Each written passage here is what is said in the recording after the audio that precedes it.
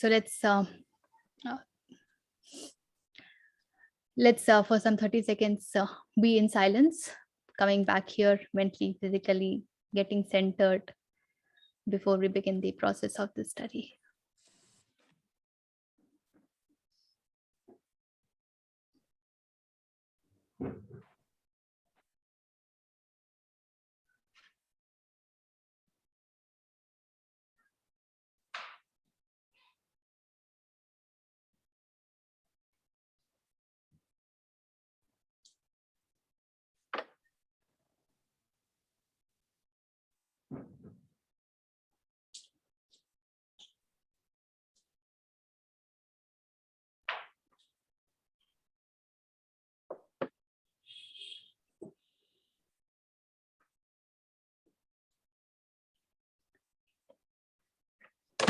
Okay, so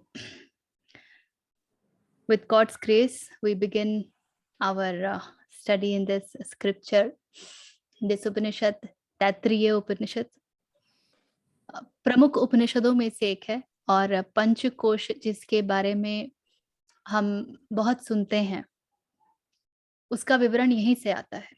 तो एक पूरा वल्ली इसकी डेडिकेटेड है पंचकोशों के ऊपर।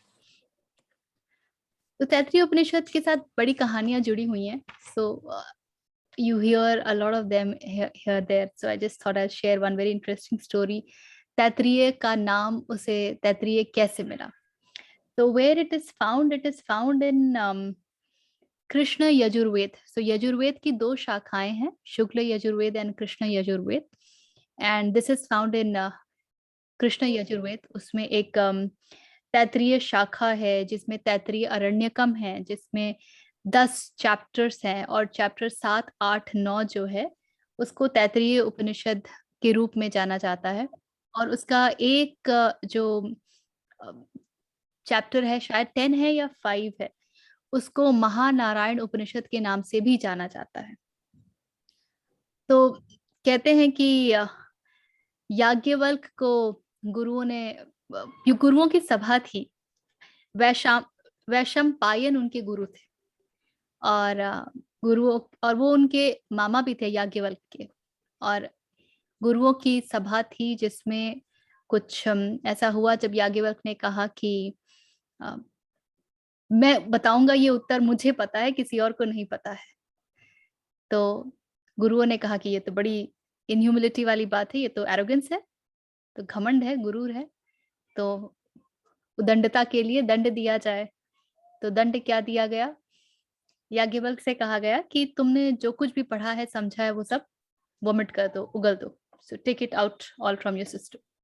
So this is again interpreted in different ways. So it is said that all that he vomited, it was in black. That's how it comes from Krishna Yajurved.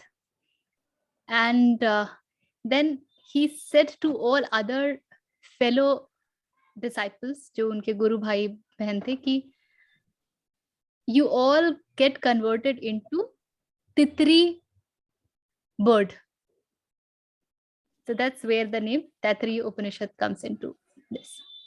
I was hearing to somebody who was explaining this as to what this black vomit means and what this getting converted into bird, Titri bird means. They said, उपनिषदों में, वेदों में किसी भी बात को आप पूर्णतया स्थूल रूप से नहीं ग्रहण कर सकते हो, अन्यथा कहानियां जो है आपको बहुत ही स्टूपिड सी लगेंगी. क्या अर्थ है कि काला उल्टी और सारे सब जो है वो तितरी पक्षी में परिवर्तित हो गए, कोई अर्थ इनका नहीं लगेगा. तो उन्होंने कहा कि जो गुरुओं ने याज्ञवल्क्य से कहा कि तुम सब कुछ उगल डालो, उसका एक अर्थ ये हो सकता है कि सभी शिष्यों में शायद उनमें क्षमता ज्यादा थी, या जब उन्होंने कहा कि मैं बताऊंगा उत्तर, मुझे मालूम है, तो चलो देखें तुम्हें कितना मालूम है, तो तुम्हें जो कुछ भी मालूम है वो सब तुम बोलो, वो सब कुछ बताओ. So that is what probably vomiting the entire thing indicates to. And Titri as a bird, I think sparrow को ही कहते हैं तितरी, I am not very sure, but titri as a bird is known to be a very inquisitive bird, a bird who is very active and inquisitive. So converting into this bird is an indication that anybody who is willing to get inducted in this path wants to have this vidya. उसमें जिज्ञासु पना, इस बात का होना अति अनिवार्य है. सीकर की एक बहुत जो महत्वपूर्ण पात्रता निर्धारित करती है वो है how thirsty is the seeker, and that is the inquisitiveness. So perhaps that is what is meant by getting converted into that bird. तुम सभी उतने ही जिज्ञासु बन जाओ यदि ब्रह्म विद्या जानना चाहते हो. कहानी कुछ इस तरह की है. तैत्तिरीय उपनिषद की इनको 3 वल्लियों में विभाजित किया गया है. So there are 3 vallis.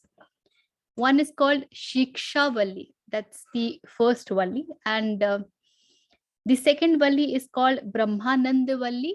And the third Valli is Bhrigu Valli. And you will find that the name of the Vallis actually come from the first word of that particular Valli. तो शिक्षा वल्ली जो है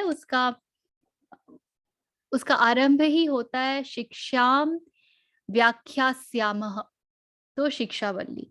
इसी प्रकार यदि हम देखेंगे ब्रह्मानंद वल्ली, अब वो मुझे ढूंढना पड़ेगा पुस्तक में, तो हाँ,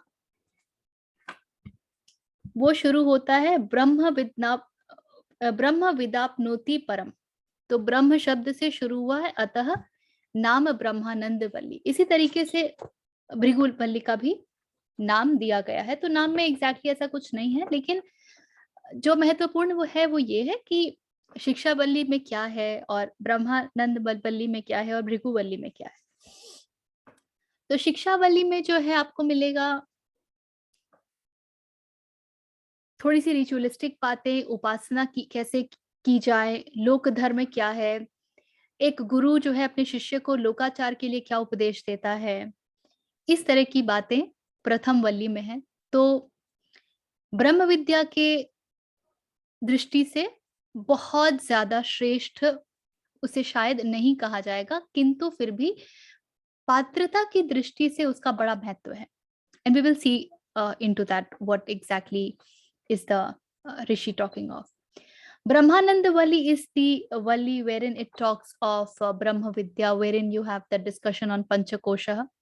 तो पंचकोश क्या है और कोश नाम क्यों दिया है, कोश का अर्थ ट्रेजर होता है, तो ये ट्रेजर क्यों है और वो क्या है, और एक के बाद एक, और फिर उसको हम कैसे डिकोड करें, हम कैसे समझें, हमारे जीवन में उसका क्या तात्पर्य है, ये सब हम लोग देखेंगे जब हम दूसरी वल्ली ब्रह्मानंद वल्ली करेंगे.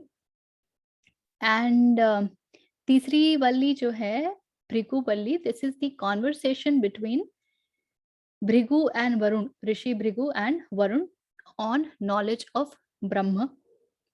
There is also some discussion on what is this experience of Brahmanand, ब्रह्मानंद का अनुभव क्या है, कैसा है वगैरह. तो as we go deep into it, we will look at that. ठीक है. So शिक्षा वल्ली से शुरुआत करते हैं, जो पहली वल्ली, और मुझे लगता है आज हम लोग शिक्षा वल्ली कर लेंगे, क्योंकि प्रथम वल्ली में जितना मैंने देखा बहुत सारी अनुवाक में बहुत गहरे में जाने की आवश्यकता नहीं है. I have shared a link also and I'll show you how it looks. So if you will go there,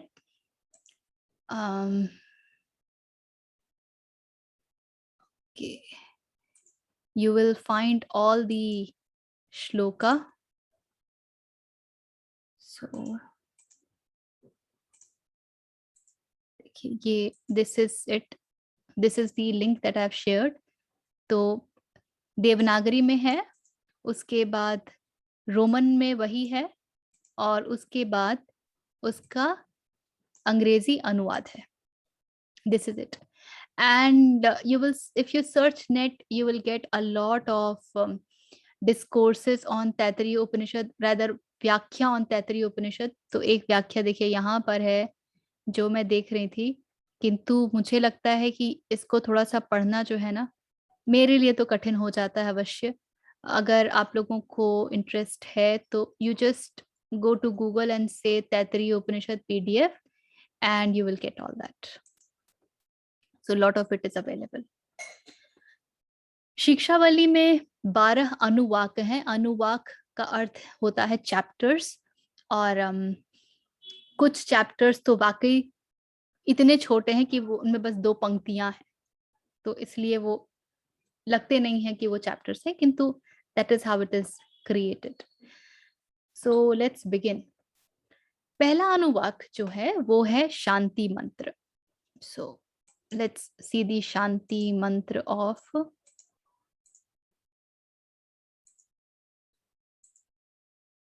Taittiriya Upanishad. Is this visible? It is. It is. Okay. So प्रथम शिक्षावली, और आप देखेंगे कि शिक्षा का जो श में इकार है वो दीर्घ की मात्रा है, जबकि हम हिंदी में जो लिखते हैं उसमें ह्रस्व की मात्रा होती है, छोटी ई की मात्रा होती है. इसका एक कारण ये है कि वैदिक संस्कृत और जो क्लासिकल संस्कृत है उसमें भिन्नता है. हम जो छंदस पढ़ते हैं, जैसे आप गायत्री छंदस जानते हैं, अनुष्टुप छंदस जानते हैं, और इस तरह के कई सारे छंद हैं, ये सब वैदिक शिक्षा के ही रूप से महत्वपूर्ण है. उनका आज के तिथि में कोई प्रयोग ऐसा नहीं होता है, तो इसीलिए उसको वैसे ही रखा गया है. तो देखिए इसका जो शांति पाठ है, ओम शन्नो मित्रः शं वरुणः, शम्नो भवत्यर्मा, शं न इंद्रो बृहस्पतिः, शं नो विष्णु अरुक्रमः, नमो ब्रह्मणे नमस्ते वायो त्वमेव प्रत्यक्षं ब्रह्मासि, त्वमेव प्रत्यक्षं ब्रह्म वदिष्यामि, ऋतं वदिष्यामि, सत्यं वदिष्यामि, तन्मामवतु, तद्वक्तारमवतु, अवतु माम अवतु वक्तारम, ओम शांति शांति शांति. इति प्रथमोनुवाक. तो पहला अनुवाक संपन्न है. ओम शन्नो मित्रः शं वरुणः.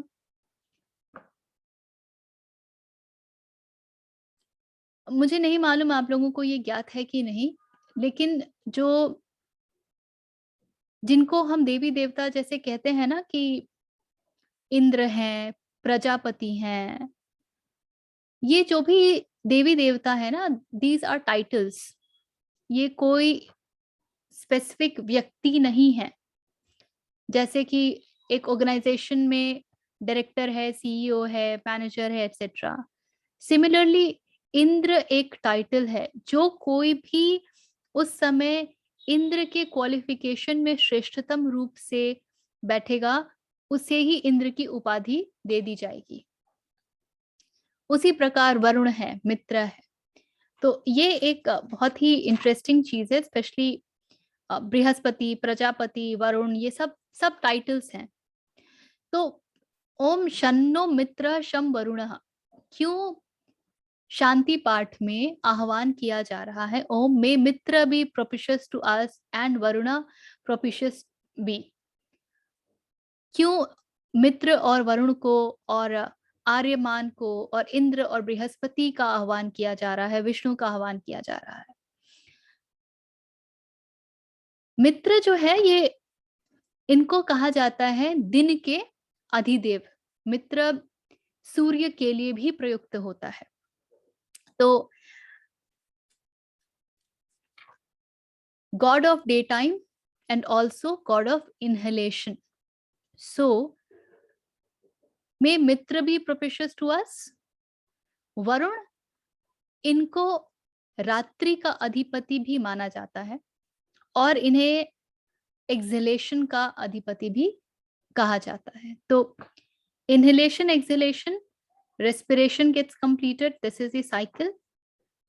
तो जीवन जो चलता है उनमें इनकी बहुत बड़ी कृपा है. तो मैं जो जैसी हूं अभी, यदि ये इनहेलेशन रुक जाए या एक्सहेलेशन रुक जाए या श्वास अंदर आना रुक जाए या बाहर को जाना रुक जाए तो मेरा जीवन रुक जाएगा. तो इसलिए कृपा की आशा की जा रही है, आह्वान किया जा रहा है, प्रार्थना की जा रही है, ताकि ये जो स्टडी चल रहा है, ये जो ज्ञान चल रहा है, इसमें किसी प्रकार की बाधा ना आए. कहीं ऐसा ना हो कि बीच में ही जीवन समाप्त हो जाए और ये जो मेरी विद्या है ये बीच में ही अधूरी रह जाए. तो शिष्य और गुरु साथ में कहते हैं कि मित्र और वरुण, ये इन दोनों की कृपा हम पर बनी रहे. ठीक है. शंग का अर्थ होता है अच्छा.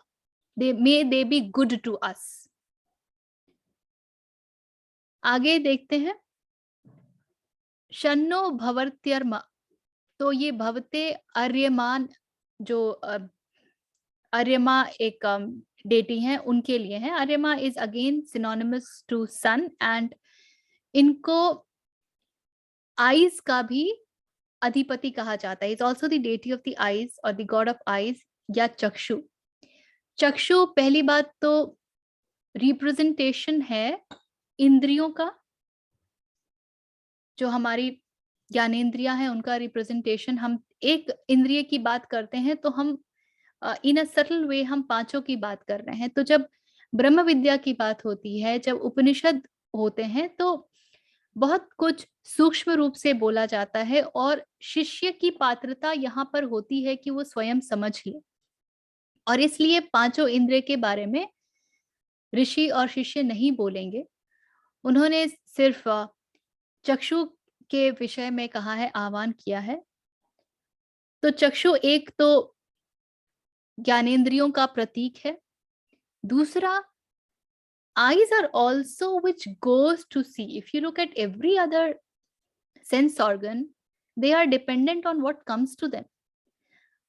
आप कान को आवाज तक नहीं ले जाते हैं, आवाज कान पर पड़ती है. स्वाद मुंह में आप देते हैं. किस चीज के साथ आप टच में आएंगे, छुएंगे, महसूस करेंगे, ये इसके ऊपर the moment that thing comes in touch with you, you feel. Eyes have wide variety of choice that I can choose to see there, I can choose to see there. And when you even study the entire energy system, you will see that eyes have the maximum energy. It uses the maximum energy. Also, eyes are something that goes out. इसीलिए meditation techniques जब सिखाई जाती हैं तो आंखों को बंद करने की परंपरा है, क्योंकि आपकी जो भी ऊर्जा बाहर की ओर जा रही है उसको बाहर जाने नहीं देना है, उसको भीतर ही रख लेना है. दूसरा, चक्षु जो है वो विषयों पर जाकर बैठते हैं और ये सबसे पहले विषयों की ओर खींचते हैं. आप कहीं भी जाएंगे 10 तरह की चीजें देखेंगे और आकर्षित हो जाएंगे. स्वाद के लिए उतनी ज्यादा या कानों के लिए उतना ज्यादा वैरायटी कभी नहीं होता है जितना कि आपके आंखों के लिए होता है. इसलिए चक्षुओं को महत्व दिया जा रहा है और कहा जा रहा है कि may Aryaman be propitious to us. इसके आगे इंद्र और बृहस्पति का आह्वान किया जा रहा है और उनकी अनुकंपा की इच्छा की जा रही है, प्रार्थना की जा रही है. इंद्र कर्मेंद्रियों के प्रतीक हैं और बृहस्पति बुद्धि के प्रतीक हैं. तो आपने सुना भी होगा कि देवों के गुरु बृहस्पति होते हैं और राक्षसों के, असुरों के गुरु शुक्राचार्य होते हैं। Brihaspati is for how your intellect works, आपकी बुद्धि, आपका विवेक कैसे काम करता है। तो ऋषि और शिष्य प्रार्थना कर रहे हैं कि हमारे कर्मेंद्रिय भी सही सलामत रहें और उचित कार्य करें, और हमारी बुद्धि भी सही स्थान पर बनी रहे। और इसके बाद विष्णु का आह्वान है, विष्णु की से प्रार्थना की जा रही है। विष्णु को हम जैसे समझते हैं, जो विष्णु का जो पर्यायवाची है वो है सर्वव्यापी होना। तो ये जो भी हम सीख रहे हैं, may this reach to the world, ये सिर्फ हम तक सीमित ना रहे, ये विद्या पूरे ब्रह्मांड को प्राप्त हो। और यहाँ तक जो है आह्वान हो रहा है, प्रार्थना हो रहा है। शांति पाठ के अगले चरण में आप देखेंगे, अब यहाँ पे सैल्यूटेशन चल रहा है, यहाँ पे बाउंग टू दी चल रहा है, नमोस्तुते चल रहा है, नमो ब्रह्मणे, नमस्ते वायु। तो सबसे पहले जो ऑफरिंग की जा रही है, प्रणाम किया जा रहा है, नमन किया जा रहा है, वो है ब्रह्म को। उसके पश्चात वायु को किया जा रहा है। वायु को क्यों किया जा रहा है, उसका कारण दिया गया है, त्वमेव प्रत्यक्षम ब्रह्मासि, प्रत्यक्ष ब्रह्म आप ही हैं। तो अब इसके पीछे का कारण मुझे एग्जैक्टली मालूम नहीं है कि वायु को प्रत्यक्ष ब्रह्म क्यों कहा जा रहा है, बल्कि ऋषि यहाँ तक कहते हैं, त्वामेव प्रत्यक्षम ब्रह्म वदिष्यामि, मैं कह रहा हूं कि आप प्रत्यक्ष ब्रह्म हैं। और जितना मैंने इसके बारे में जानने की कोशिश की, मुझे ये समझ में आया कि वायु और सूर्य को ब्रह्म का के दो प्रत्यक्ष रूप के रूप में कहते हैं। उसका एक कारण ये भी हो सकता है कि सूर्य प्रकाश है, और इसलिए शायद उनको सत्य के साथ इक्वेट कर रहे हैं। और वायु हर स्थान पर है, और यहाँ पर वायु से हमारा सिर्फ एटमॉस्फेयर का अर्थ नहीं होता है, इथर से अर्थ लेते हैं। तो वो हर स्थान पर है, it is no place that it is not, and so सर्वव्यापी, अतः ब्रह्म। इसके आगे नमो नमः कहा जा रहा है ऋतम को। ऋतम इज एग्जैक्टली द वर्ड जहां से अंग्रेजी का रिदम आया है। पूरा संसार जो है, या पूरा ब्रह्मांड जो है, हम जानते हैं कि चक्र रूप में है। It is in the form of a circular motion. ऋतुएं आती हैं, खत्म होती हैं, समय आता है, काल चक्र चलता है, it is all circular in its speed. तो ये साइकिल चलता रहे सुचारू रूप से, और उसके लिए नमोस्तुते कहा गया है। सत्यम वदिष्यामि, सत्य को नमन किया जा रहा है। और उसके बाद मे दैट प्रोटेक्ट मी, तन्मा भवतु, मे दैट प्रोटेक्ट द टीचर। सो वो सिर्फ मेरी ही रक्षा ना करे, वो शिक्षक की भी रक्षा करे। तो ग्रहण करने वाला और देने वाला दोनों की रक्षा के लिए प्रार्थना है। अवतु माम, me may that protect, may it protect the teacher. Om शांति शांति शांति। ठीक है, तो ये है शांति पाठ। इसमें से कुछ भी प्रश्न या anything that you want to share that's coming up?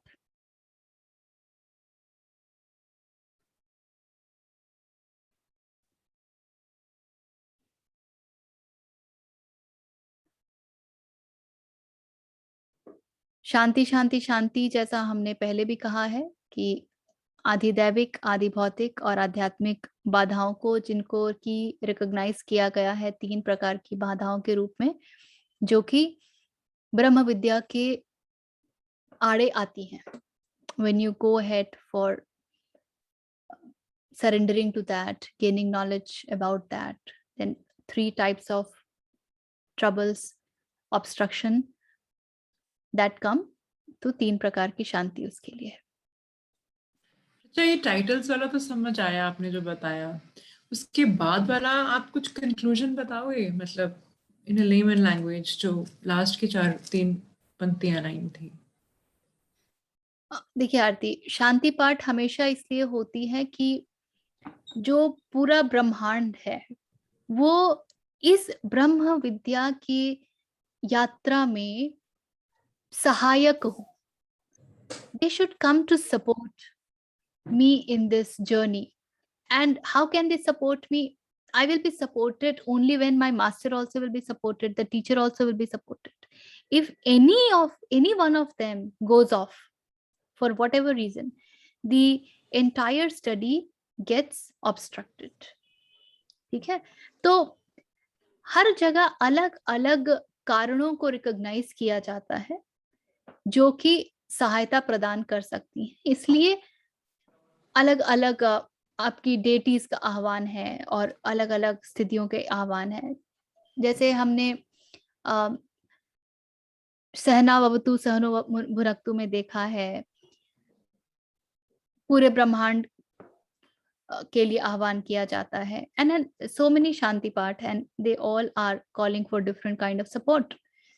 So in this particular Upanishad, Taittiriya Upanishad, these are the gods, these are the elements which are being invoked to support in this process of the study. और invocation इनका क्यों किया जा रहा है, ये we just saw कि मित्र को, that is the god of daytime, Varun को god of night. So the entire life cycle is being recognized. जीवन अधूरे में तो नहीं है ना, पूरे में है, और पूर्णता का हिस्सा सिर्फ दिन या सिर्फ रात तो होते नहीं है, आपको दोनों को देखना पड़ेगा। तब डुअलिटी को जब आप साथ में रखते हैं तो आप उसके आगे की बात कर सकते हैं। जब तक आप द्वैत के एक सिरे को पकड़ के बैठे हैं तब तक आप दूसरे सिरे को इनडायरेक्टली पकड़ के बैठे हैं, आप उसके आगे तो नहीं जा सकते। तो दोनों सिरों को एक साथ रिकॉग्नाइज किया जा रहा है और आह्वान किया जा रहा है। और उसके बाद इंद्रियों का आह्वान है, कर्मेंद्रियों का आह्वान है, that I be okay, my sense organs. और इनके आह्वान का अर्थ बस इतना होता है कि ये सही मार्ग को चुने, मेरे आईज सत्य को देखें, मेरे कान सत्य को सुने, मेरी बुद्धि सत्य की ओर झुकी हुई हो। May I be oriented towards truth. So that is what is the significance of invoking Aryama, Indra, Brihaspati, and after invoking them, after requesting for support, there is thankfulness, there is gratitude. जो शुरुआत ही हुई है उससे जिसकी बात होने जा रही है, क्योंकि उसके बारे में कोई बातचीत तो की ही नहीं जा सकती, है ना। ब्रह्म के विषय में हम जितनी भी बातें कर लें उनमें से कुछ भी ब्रह्म नहीं होता है। शब्दों के जो पार है उसे शब्दों में कैसे कैद कर लेंगे, है ना। तो सबसे पहले ग्रैटिट्यूड, नमोस्तुते ब्रह्म को, क्योंकि सत्य की कृपा होगी तो ही कुछ बात आगे बनेगी। सत्य को जानने के लिए सत्य की कृपा की बड़ी आवश्यकता है। और उसके बाद I was wondering, I think sir, इसी वाले जैसे हम पहले जो उपनिषद करते थे, तो I was wondering कि ऋचा ने इस बार इन्वोकेशन या कोई स्टार्ट में वो किया नहीं, तो इसका खुद का तृतीय का अपना अलग से एक इन्वोकेशन है। हाँ, कई इन्वोकेशंस ऐसे हैं जो आपको कॉमनली बहुत सारे उपनिषदों में मिलेंगे। पूर्णमद पूर्णमिदम आपको बहुत उपनिषदों में मिलेगा, असतो मा सद्गमय भी मिलेगा। तो there are invocations very common to many of the Upanishads. So this one is found in Taittiriya Upanishad. Taittiriya Upanishad का ये invocation।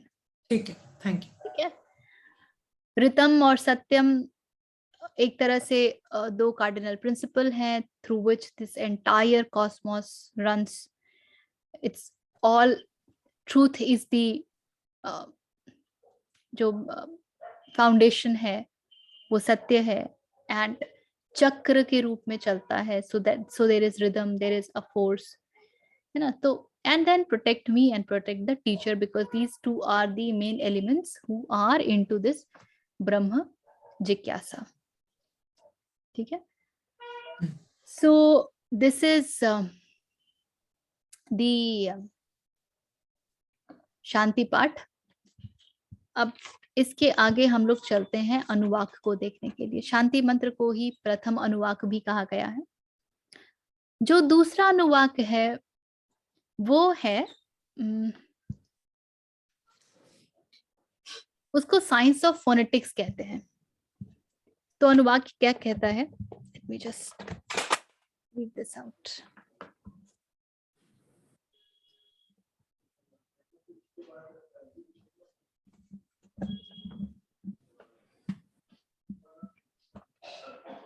अभी ना 2-3 पुस्तक मेरे समक्ष खुली हुई हैं। ओके, ठीक है। शिक्षाम व्याख्यास्यामः वर्णः स्वरः मात्रा बलम साम संतानः इत्युक्तः शिक्षाध्याय। बस इतने में जो दूसरा अनुवाक है या द्वितीय अनुवाक ये खत्म हो जाता है। इसमें शिक्षा की व्याख्या की गई है। जो 6 एलिमेंट्स हैं उस शिक्षा में वो है वर्ण, स्वर, मात्रा पे कैसा बल देना है जिसको कि हम अंग्रेजी में टोनैलिटी इंटोनेशन कहते हैं, साम संतान अर्थात जो इक्वानिमिटी मेंटेन करनी है और जो संधि मेंटेन करना है, और शिक्षा खत्म होती है। अब शिक्षा के ऊपर क्यों पहला वर्ष है? वेदों की परंपरा में जाएंगे तो यू विल फाइंड दैट वेद की परंपरा भी know that this has been an oral tradition, है ना। ये पूरी तरीके से श्रुति परंपरा का हिस्सा रही है। श्रुति परंपरा में क्या हुआ है, you have heard it and you have remembered it, understood it, and remembered it to an extent that it has become you. That's the idea. तो और रिसर्च बताते हैं कि वेदों में 0.0001% का भी फेर नहीं हुआ है इतने वर्षों में, कई हजार वर्षों में। वो जैसे दिए गए थे वैसे ही आज भी पाए जाते हैं। तो ये कैसे चमत्कार हुआ? क्योंकि हम संस्कृत को ही कितना कठिन समझ पाते हैं, और इतने सारे श्लोक सोचिए, और कितने वेद भी कोई छोटे मोटे तो है नहीं, तो कैसे इतना सब कुछ याद रखा गया? तो इनको कहा जाता है कि there are ways that they were protected. So what are the ways that they were protected? पहला, वेदों को छंदस में बनाया गया है so that you can actually sing it. तो अनुष्टुप छंद है, गायत्री छंद है और वगैरह वगैरह है। तो उन छंदों के जो है ना कैसे शब्दों का संयुक्ताक्षर होना है, इसीलिए आप संधि और समास का इतना प्रयोग देखते हैं। हर एक शब्द को अलग अलग कहा जा सकता है, किंतु जब तक आप संयुक्ताक्षर नहीं करेंगे तब तक वो छंद में नहीं बंधेंगे। तो छंदों के द्वारा उनको प्रोटेक्ट किया गया। दूसरा प्रोटेक्शन उनको दिया गया जिस तरीके से उनको याद किया जाता था, and there is a huge pattern of memorisation.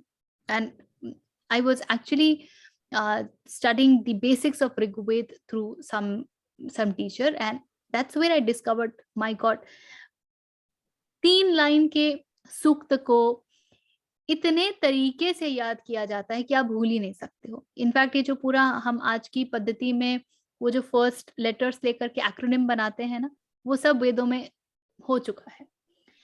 तीसरा तरीका है इनको प्रोटेक्ट करने का, इनकी उच्चारण कैसे की जाए। तो किस में कहाँ पे आपको समय देना है, कहाँ पे आपको फटाक फटाक बोलना है, कहाँ पे आपको आवाज नीची रखनी है, कहाँ पर ऊंची रखनी है, ये सब कुछ डिस्क्राइब्ड है। और इसलिए अगर आप वैदिक रूप में भी हिंदी श्लोक देखेंगे देवनागरी में, तो आप देखेंगे ऊपर कभी कुछ डंडा लगा होता है, नीचे कहीं बिंदी लगी होती है। They are actually telling you where you have to elongate, where in you have to put in what kind of stress, where in you have to lower down the voice. So वो उसके लिखने के ही हिसाब में उसकी उच्चारण पद्धति को जोड़ दिया गया है। तो जो वैदिक उच्चारण करते हैं शिष्य, वो बिल्कुल उसी रूप में उच्चारण करते हैं, तो जरा सी भी त्रुटि होती है तो पकड़ में आ जाती है। इसीलिए वर्ण स्वर का बड़ा ध्यान रखा जाता है। अब स्वरों में आप जाएंगे तो एक एक अक्षर का उच्चारण कहाँ से आ रहा है, कौन सी चीज है जो आपके गले से आ रही है, कौन सी मूर्धा से आ रही है, कौन सी अपर पहले से आ रही है, ये सबका। और जो हिंदी की वर्णमाला है वो पूरी तरीके से इसके ऊपर आधारित है, that is what makes it so scientific. अ का स्थान अ क्यों है, आ का स्थान आ क्यों है, क का स्थान क क्यों है, ख का स्थान ख क्यों है। जब आप संस्कृत की बिल्कुल आप इन डेप्थ स्टडी में जाएंगे तो you will actually read all this things. So there is a complete science behind it. It is not that it has been just picked up and put at those places. There is a meaning associated.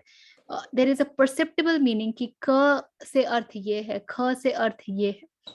So there is an associated understanding. So when you talk of shiksha, which is also one of the vedang, वेद और वेदांग हैं, 6 वेदांग हैं, और उसका शिक्षा एक बहुत बड़ा हिस्सा है जो आपको ये सिखाता है. शिक्षा डील्स विद द एंटायर व्याकरण, जिसको कि बाद में पनिनी ने अपने अष्टाध्याय में जोड़ा था.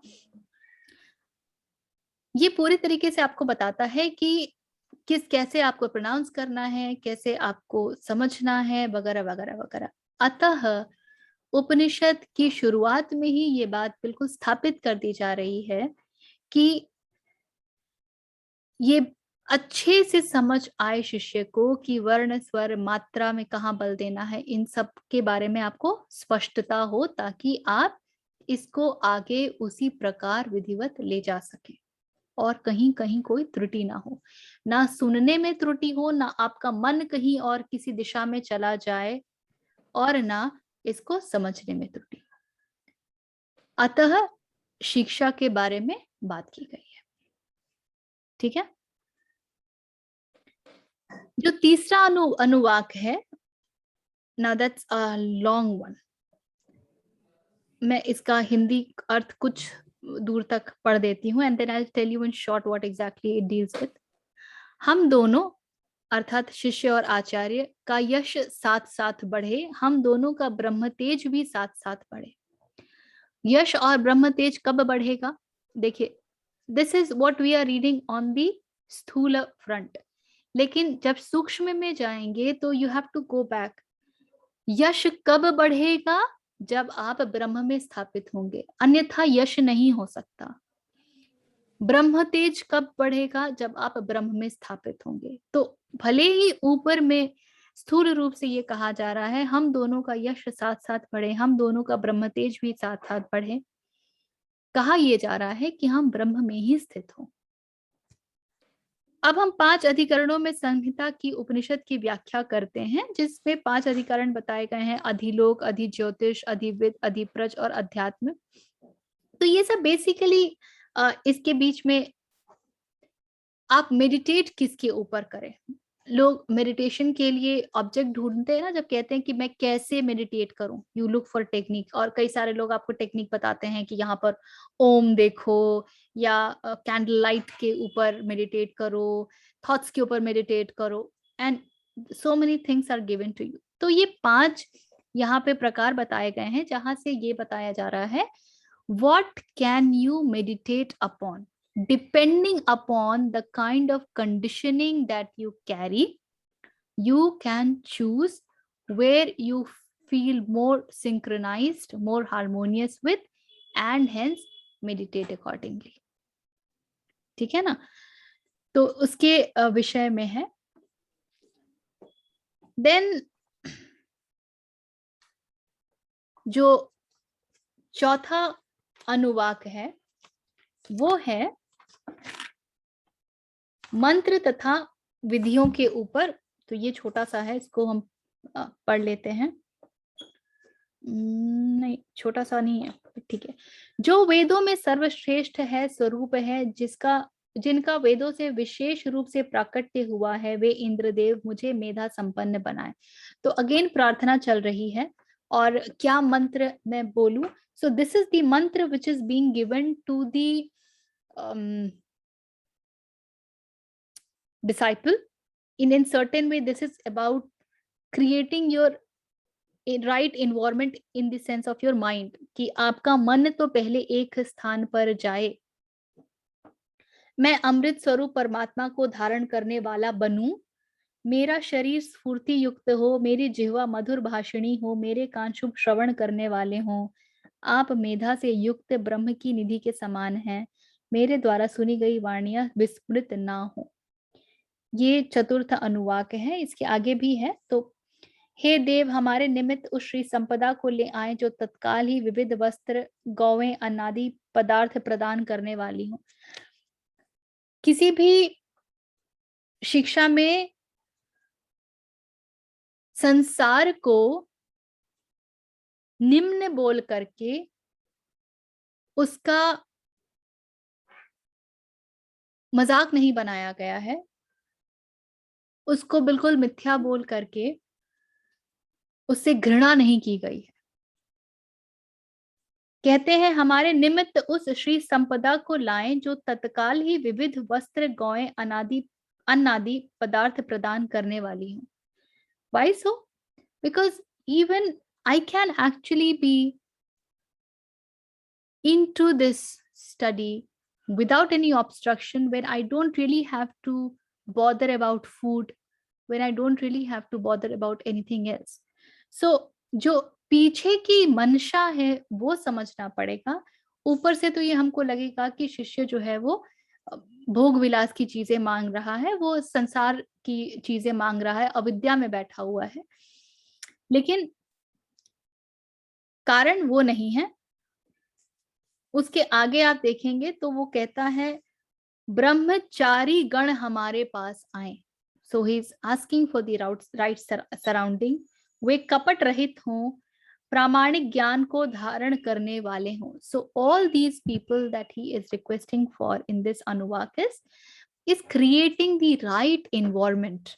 So how should I pursue this study of and work on the path of Vidya?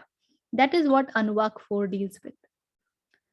अनुवाक 5 and 6, 5 और 6 जो हैं वो व्याहृति के रूप में ब्रह्म की व्याख्या करते हैं. तो व्याहृति जो है ये इनको मिस्टिकल अटरेंसेस को कहा जाता है. ये शब्द हैं जो कि आए हैं, जिनका कि वही अर्थ बताएंगे जिन्होंने इनको परसीव किया है. तो 3 जो व्याहृतियां कही जाती हैं वो हैं भू, भुवः, स्वः, जो आपकी गायत्री मंत्र में भी सुनाई देता है, भूर्भुवः स्वः. ये 3 हैं. तो उनका क्या अर्थ है और उनकी व्याख्या की गई है कि वो ही ब्रह्म क्यों है, कैसे है. तो ब्रह्म के एग्जैक्टली स्टडी के पॉइंट ऑफ व्यू से, उस दृष्टि से बहुत ज्यादा ये इम्पोर्टेंट नहीं है. तो इसको हम लोग शॉर्टकट में देख लेते हैं. एंड मैंने जो भेजा है आपको लिंक, उसमें आपको इसका अर्थ भी मिलेगा. अगर कोई भी कहीं पे आपको लगता है you want to go through it in detail, so you can let me know, we will take a look at it, closer look at it. ठीक है. जो 7वां अनुवाक है वो पंक्त उपासना की व्याख्या करता है. ये पंक्त उपासना क्या है? ये चीजों को 5 की ग्रुप में डिवाइड करता है. जैसे कि this is the 7th one. पृथ्वी, अंतरिक्ष, द्युलोक, दिशाएं तथा आवंतर दिशाएं. So this is 1 group of 5. इनको लोकों की पंक्ति कहा गया है. अग्नि, वायु, आदित्य, चंद्रमा तथा समस्त नक्षत्र, ये ज्योति श्रृंखला की 5 पंक्तियां हैं. जल, औषधियां, वनस्पतियां, आकाश तथा आत्मा, ये काया से संबंध पंक्तियां हैं. प्राण, व्यान, अपान, उदान, समान, ये प्राण वायु की 5 पंक्तियां या समूह हैं. उसी प्रकार इंद्रियां हैं, 5 इंद्रियां हैं. और शरीर के धातु हैं चर्म, मांस, नाड़ी, हड्डी और मज्जा. और इन समूहों की परिपूर्ण कल्पना करते हुए कहा गया है, इन सब के ऊपर उपासना की जा सकती है. So again, it is, if you want to meditate upon them, using them as techniques, so then you get into that, but not very significant from the understanding of Brahma Vidya.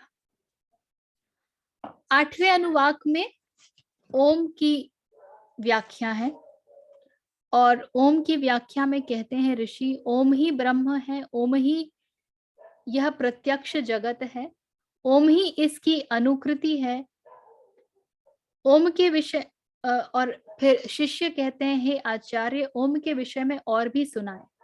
और आचार्य सुनाते हैं कि ओम से प्रारंभ करके साम गायक साम गान करते हैं, ओम ओम कहते हुए ही शस्त्र रूप मंत्र पढ़े जाते हैं.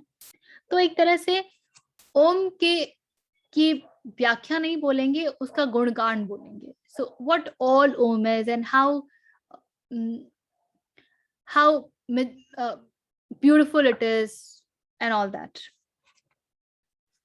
जो 9वां अनुवाक है, the 9th chapter, that is about perception for right living for Brahma realization. Now this is important from our point of view.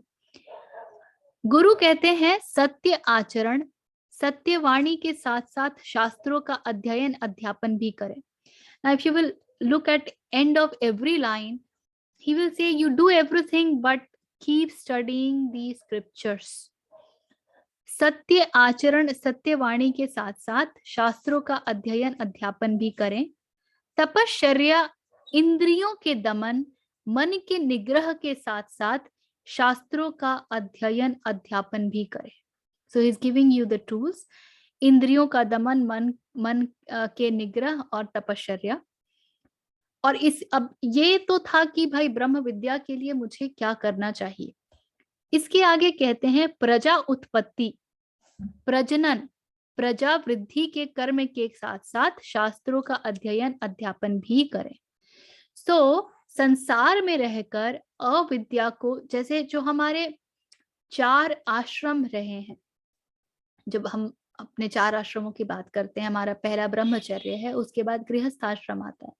ब्रह्मचर्य में क्या होता था, गुरुकुल में शिष्य रहते थे, शिष्यों के साथ उनका 24 घंटे का सानिध्य होता था, अतः उनको वो वातावरण मिलता था जिसमें ब्रह्म विद्या संभव हो पाती थी. वहां से मन का निग्रह हुआ है, इंद्रियों का निग्रह हुआ है, दमन हुआ है, उसकी समझ बढ़ी है, एकाग्रता बढ़ी है, मन अब इधर उधर भागता नहीं है.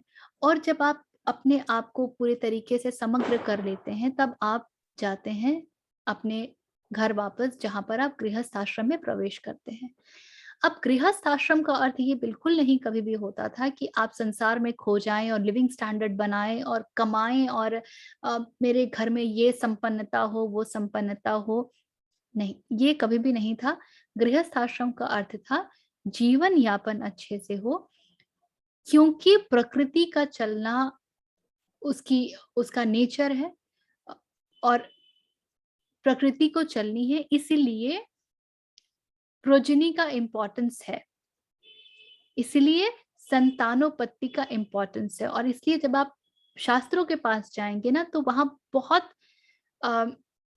बहुत सारे with respect to when can you have sex, when can you have intercourse, इसके विषय में बहुत डिटेल्ड अंडरस्टैंडिंग है that you're not supposed to have it during this, you're not supposed to have it during this. Why? Because you're not getting into the sexual act for the pleasure of it. You are getting into it because the the human generation has to move on, और ब्रह्म विद्या को भी आगे जाना है. That's why the people were never rooted in their just the lower chakras. There was the entire lifestyle, everything was there to enhance their living style which becomes more aligned to the ब्रह्म विद्या। तो गृहस्थ का महत्व इतना ही था, लिप्तता कभी नहीं था, और इसीलिए उसके बाद सन्यास और फिर वानप्रस्थ आ पाता है। जो गृहस्थ में लिप्त हो जाएगा वो सन्यास नहीं ले सकता है, उसके लिए सन्यास संभव नहीं है।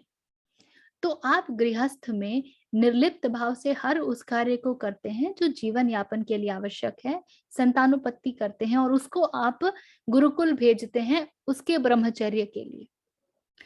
और अब जब आपका बच्चा वापस आ जाता है तो आप उसके गृहस्थ में इनिशिएट करके आप सन्यास की ओर जाते हैं। When you go to attain that higher knowledge, when you say that I am done with all this avidya stuff, all this worldly stuff, and now my life has to be dedicated towards that.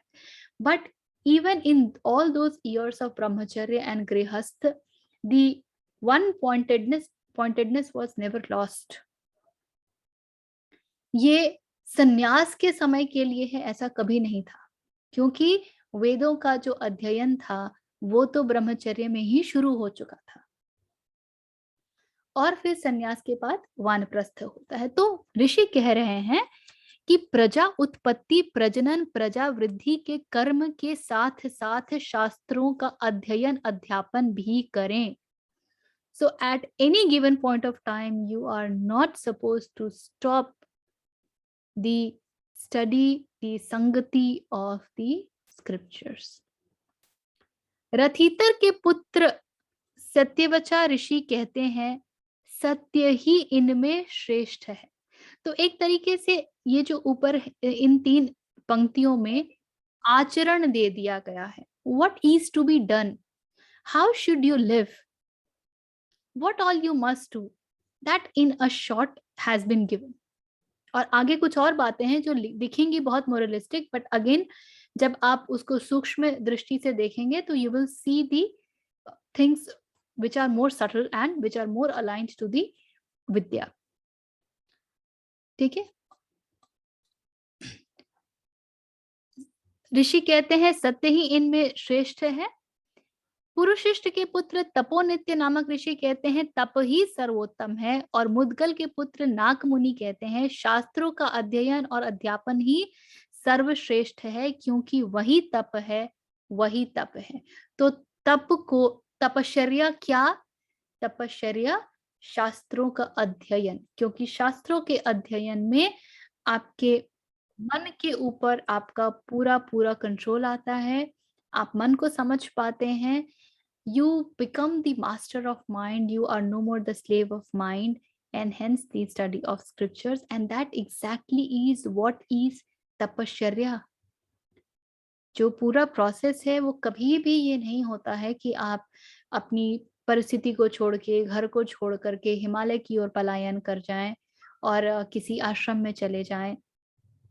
No, that is not the. If you have picked up those duties of the world, you are supposed to discharge it and yet stay one pointed towards Brahma Vidya.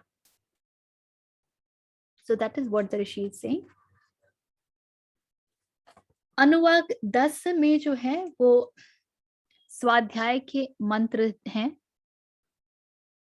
and it says, मुझे ये ना बड़े self affirmation जैसे लगे, मैं विश्व वृक्ष का उद्देशक हूँ।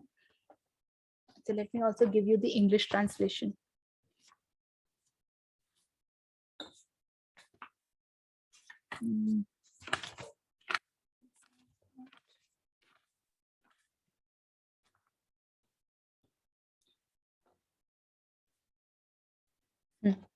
This world is, okay, I am the inspirer of this tree called the world. My glory is as high as the mountain peak. The sun gives food and thereby gives immortality to all. The sun is high and pure. I am also high and pure because I am Para Brahma. I am precious like money and I am luminous like the self. I have a sharp intellect. I have no fear of death, and I am always the same.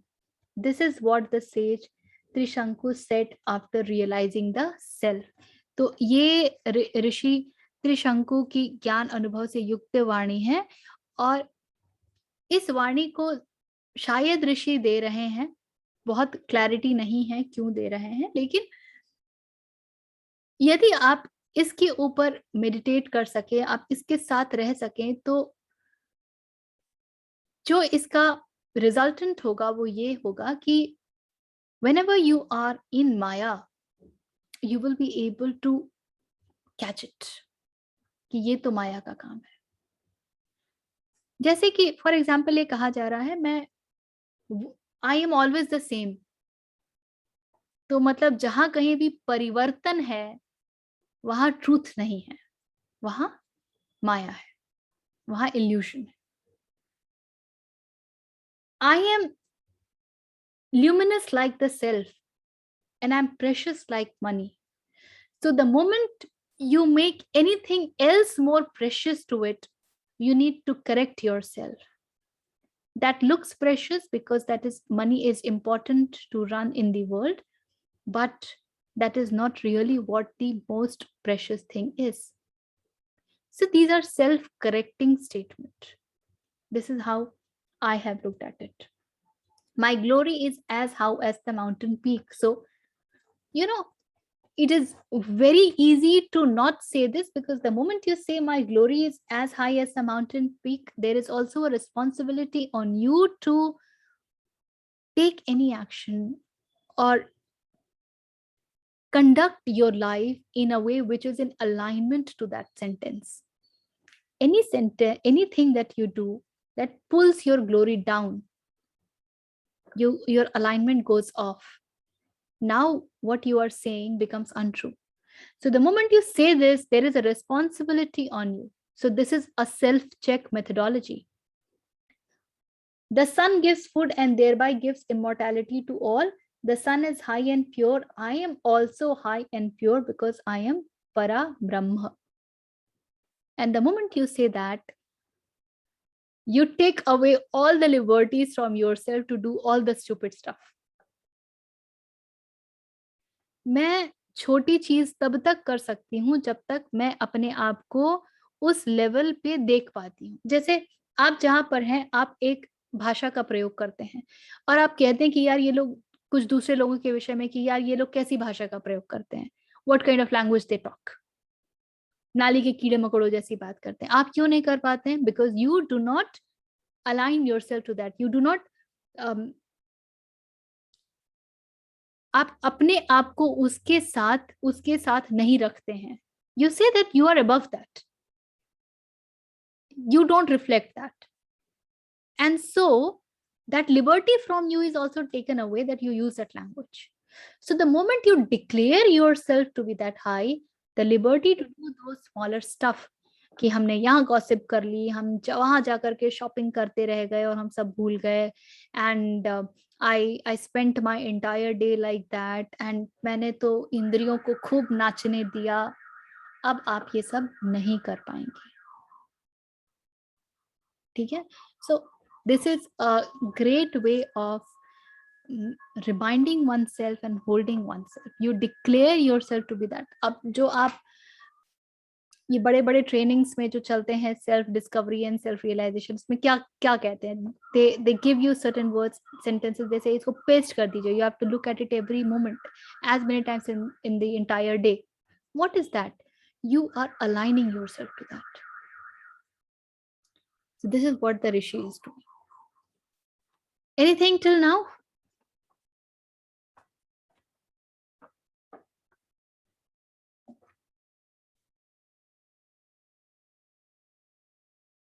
कुछ भी जो ध्यान में आ रहा हो, that you would like to ask or you would like to say. I am also reading this Upanishad for the first time, I think. या कभी पढ़ा होगा तो मुझे याद नहीं है. So anything which needs more explanation, या कहीं भी जहां आपके कुछ विचार आ रहे हैं.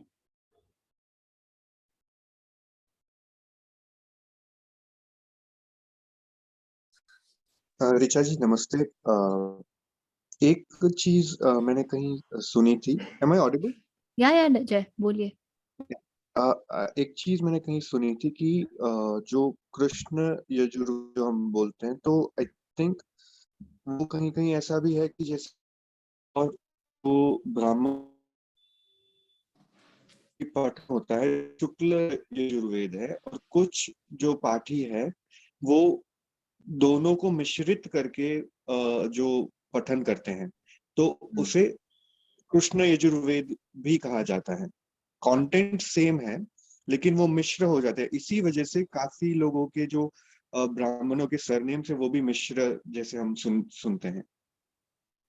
सो अच्छा। वो मुझे इंटरेस्टिंग लगा था जो कृष्ण यजुर्वेद के बारे में आपने बताया, जो ब्लैक वॉमिटिंग के बारे में। वो I had a similar feeling कि उनको सारा कुछ जितना भी ज्ञात था उन्हें बताना था, लेकिन वो शायद मिश्र रूप से बोले होंगे। जो संहिता पार्ट है ऑफ द वेद एंड ब्राह्मण पार्ट है ऑफ द वेद, तो उस वजह से भी शायद ऐसा बोला गया हो, black colour. That's what I was thinking.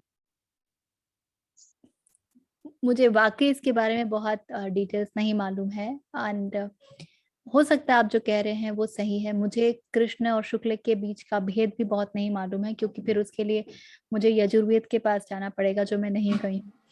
और so, मैं कह रही हूँ कि कृष्ण यजुर्वेद और शुक्ल यजुर्वेद के बीच में क्या भेद है मुझे बहुत तरीके से नहीं मालूम है, because that I can only tell you if I either go to somebody who has read it thoroughly or I directly read Yajurveda. और अभी तो मैं उस स्थिति में बिल्कुल नहीं हूँ कि मैं यजुर्वेद पढ़ सकूं। नहीं तो नहीं नहीं, ये actually I was taking a course of ब्रह्म विद्या अध्ययन, तो उसके अंदर उन्होंने बताया कंटेंट दोनों ही सेम है, उसमें कोई डिफरेंस नहीं है। द ओनली डिफरेंस इज कि जैसे वेदों का भाग होता है ना, विभाजन जो होता है कि संहिता है, फिर ब्राह्मण है, फिर आरण्यक है, तो जो पाठ ऐसे होते हैं कि संहिता का ही पाठ हो रहा है और मतलब अपने विभाजन के हिसाब से पाठ हो रहा है, तो वो शुक्ल यजुर्वेद के तौर पे पाठ हो रहा है। और कहीं कहीं पर क्या होता है, दोनों का मिश्रित पाठ होता है, तो हो उसे सकता है, हाँ हाँ। संभव है, बिल्कुल संभव है। देखिए, ये जो चार भाग है ना, जो ब्राह्मण, आरण्यक, उपनिषद और संहिता, ये तो इनको एक तरीके से सेग्रीगेट किया गया है। संहिता जो है वो that is all about the मंत्र एंड द रिचुअल्स। जो उसका ब्राह्मण पार्ट है, that is all about the कर्म कांड, how should you perform the ritual. So Samhita gives correct, all the मंत्र एटसेट्रा, द ब्राह्मण tells you how you should write, perform the yajna and all that.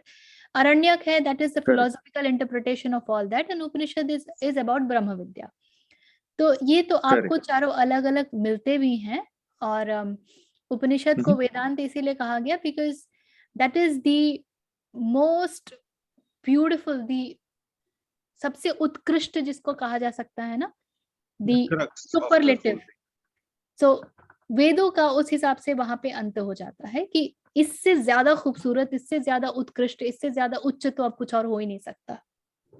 So that's how Vedant, not because they are found at the end of the Ved, not because of that. They are found here and there between the stories. वेदों के बीच में ही गुरु शिष्य की वार्ताएं हुई हैं, जो कि उपनिषद बन गए हैं, उपनिषदों के रूप में, जिनको कि हम जानते हैं। तो ये तो मुझे इतना पता है। लेकिन आप जो कह रहे हैं कि शुक्ल और कृष्ण लगभग लगभग एक ही कंटेंट है, बस अलग अलग फॉलोअर्स, अलग अलग पंथी शायद उसका पाठ करते हैं, और कहीं पर मिश्रित भी पाठ होता है। तो ये बिल्कुल हो सकता है, ये बिल्कुल हो सकता है। इसके बारे में मुझे बहुत जानकारी है नहीं, कभी पता चलेगा तो मैं जरूर बताऊंगी। बिल्कुल बिल्कुल। ठीक है।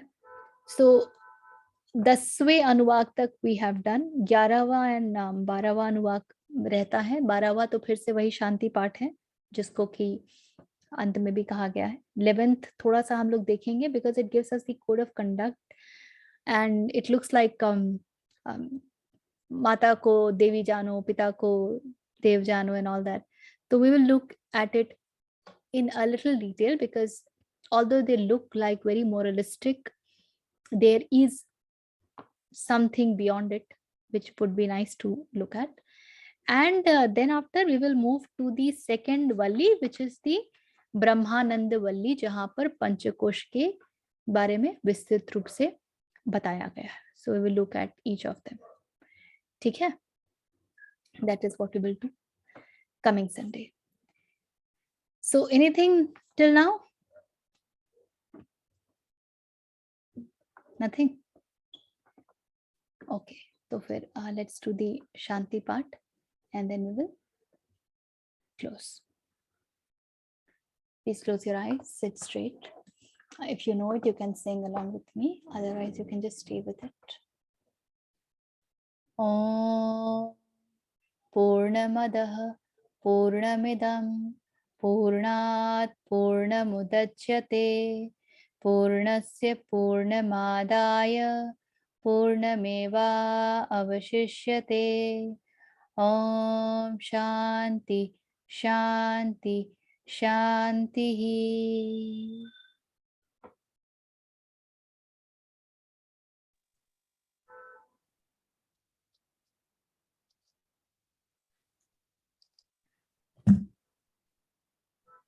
Thank you so much.